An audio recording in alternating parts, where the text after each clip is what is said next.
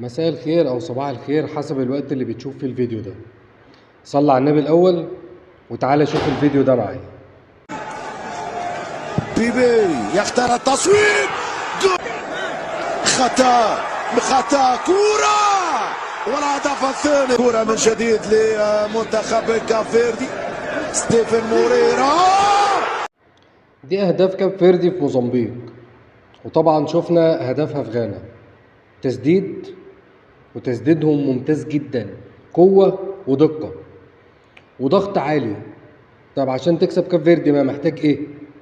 ما تحضرش كتير، سرعة في التحضير، ما تدهمش فرصة ان هم يضغطوا علينا في منطقة جزائنا، ونقفل من اول نص الملعب. جو التحليق ده بقى مش هياكل خالص. نضغط ضغط عالي، ما ندهمش فرصة بس التسديد، ما نسيبش مساحات.